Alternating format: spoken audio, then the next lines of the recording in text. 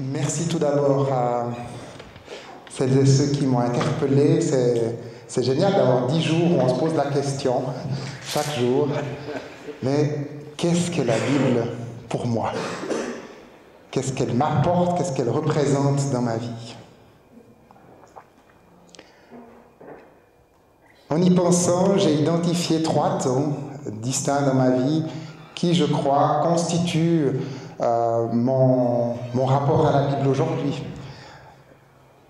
J'ai commencé à lire la Bible enfant et j'ai continué à la lire tous les jours, étant jeune, étant étudiant. Et ça a été un temps important et constitutif de qui je suis aujourd'hui. Elle a été pour moi un lieu de rendez-vous. Voilà. Il y avait un temps, le soir, un temps de lecture biblique rapide, mais auquel venait s'accrocher un temps de prière, de méditation de ma journée devant Dieu. J'ai cherché 3 adjectifs pour qualifier ma lecture. Je crois qu'elle était simple, elle était croyante, elle était joyeuse. Ce n'était pas une contrainte, ce n'était pas un effort, personne ne me le demandait, je me l'offrais à moi-même. Et une parole pour rassembler tout ça, parole qu'on lit ces jours, hein, l'homme ne vivra pas de pain seulement, mais de toute parole qui sortira de la bouche de Dieu. C'est comme ça que j'ai vécu toutes ces premières années de lecture biblique. 24-25 ans, je me suis retrouvé à la faculté de théologie. Et là, la question du statut du texte s'est posée à moi. Elle ne s'était pas vraiment posée jusqu'alors. Je prenais ma Bible, je l'ouvrais, c'était bien. Alors cette question du statut du texte, elle a été déstabilisante pour moi. Et j'ai vécu, je pense, c'était sur la fin de la première année de théologie, un temps délicat, et je me demandais où j'allais aller. Alors j'ai éprouvé comme une grande chance de pouvoir me poser ces questions et me déstabiliser dans un environnement que j'ai perçu comme très positif, accompagné par d'autres étudiants, par des assistants, par des professeurs de théologie. J'ai le sentiment qu'on bousculait, mais un peu à la manière dont on secoue un cocotier pour voir ce qui tient. Et qu'en même temps, on était là pour me rattraper, pour m'aider, pour me permettre de me déconstruire, mais de me reconstruire aussi. J'ai gardé quelque chose que Serge vient d'évoquer de ce temps-là, que je ne pouvais pas dire la Bible est la parole de Dieu, mais la Bible contient la parole de Dieu. Et c'est quelque chose qui m'est resté, me constitue aujourd'hui. Ça implique la nécessité d'une lecture informée, d'un travail herméneutique, d'une lecture outillée. Et c'est autant de privilèges que nous avons. J'en ai gardé aussi la nécessité d'une lecture ouverte à la découverte. Il y a parfois, je pense que c'est juste et nécessaire, où je lis la Bible pour me conforter, pour m'encourager, pour me rassurer, pour me donner des forces et de l'élan. Mais si je ne suis que dans cette lecture, il faudrait que de temps en temps, il y ait comme ça des lumières qui clignotent.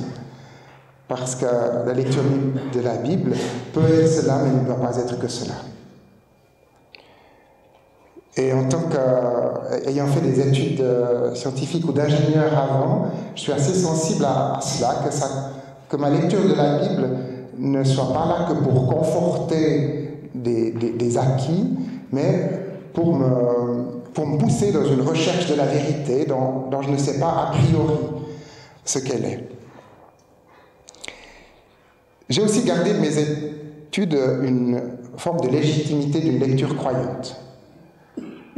Et tout cela, on peut le rassembler dans cette phrase de nos principes constitutifs. Je veux pas... mais voilà, je crois que je m'y retrouve bien. La Bible doit toujours être interprétée. Nous soumettons cette interprétation à la Bible elle-même. Troisième temps, aujourd'hui dans le ministère, le premier constat qui revient, c'est ma difficulté à vivre une lecture de la Bible personnelle qui soit un peu facile ou joyeuse, celle que j'ai connue. C'est un peu douloureux pour moi de constater que le matin, quand je prends ce temps, c'est pas facile, c'est ardu. Je dois me pousser, je dois me discipliner. Et parfois, je ne le fais pas. Donc, cette fidélité que je souhaiterais avoir, on était dans les aveux tout à l'heure, je ne l'ai pas comme j'aimerais l'avoir. Alors, ça reste quelque chose d'un peu douloureux. Mais j'ai constaté que la joie est là quand je la lis de façon communautaire. De mon ministère, si je repense à cette semaine, lundi, mardi, mercredi, jeudi, j'ai ouvert la Bible avec d'autres gens. Et là, c'est quelque chose de facile et heureux. Donc, voilà, j'accepte que, en tout cas, dans le temps que je vis maintenant, la lecture personnelle est souvent difficile. La lecture communautaire, ou en vue d'un temps communautaire, préparer une prédication, c'est souvent un moment heureux, joyeux et stimulant. Voilà, lecture communautaire qui prend le pas sur une lecture personnelle.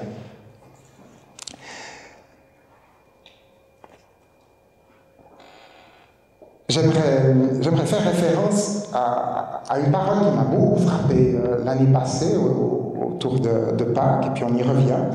Quelqu'un qui a dit « Chrétiens, nous devons apprendre à lire à propos de Jésus-Christ, il est ressuscité, et à poursuivre en disant de soi, je me relèverai. »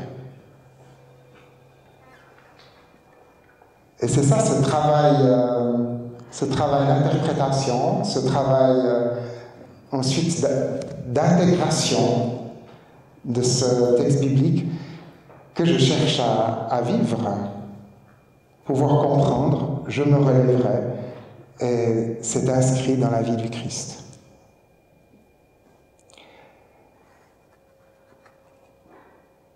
Enjeu pour moi, ce que je fais des textes. Je vais partir skier cette semaine, comme d'autres. Et puis, à 9h le matin, je vais me retrouver sur des pistes qui vont être parfaitement ratraquées. Ça va être un boulevard. Et c'est très agréable. Un moment. Les ratraques, elles effacent les replis du terrain, elles enlèvent toutes les bosses. C'est à la fois bien agréable, mais ça ne reflète pas la réalité du sol qui est en dessous. Alors j'aurais le doute, de ma part, et je pense qu'on peut le faire chacun, une lecture ratraque qui enlève les aspérités. Alors c'est au fond ma prière, chaque fois que je lis la Bible, que je ne sois pas pris par une lecture ratraque. Je ne suis pas un grand lecteur, peut-être contrairement à Serge, je suis en train de lire un livre sur l'Afrique du Sud de John Michener, et il raconte magnifiquement ces beurs qui ont réussi à lire l'Ancien Testament, à s'identifier au peuple d'Israël qui entre en terre promise, et qui sont parvenus à ignorer le Nouveau Testament. Alors je me demande souvent quelles sont les choses que j'ignore, sur lesquelles je passe par-dessus, quels sont les textes sur lesquels je fais ratraque. Je vous laisse une dernière citation de Kierkegaard. « Dans la somptueuse cathédrale, voici paraître le très révérend et très vénérable prédicateur de la cour, le favori, l'élu du grand monde. Il paraît devant un cercle choisi, d'une élite choisie, et il prêche avec émotion sur ce texte qu'il a lui-même choisi. Dieu a choisi ce qui est humble et méprisé dans le monde. Puis Kierkegaard ajoute juste 4 mots à son récit, et personne ne rit.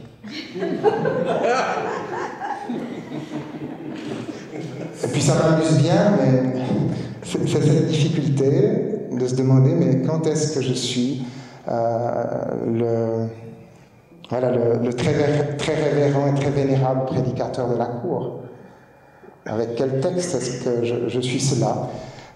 Alors c'est la raison pour laquelle je me discipline dans ma lecture personnelle à prier, mais je sais bien que ça ne me protège pas d'être le très révérend et très vénérable prédicateur de la cour.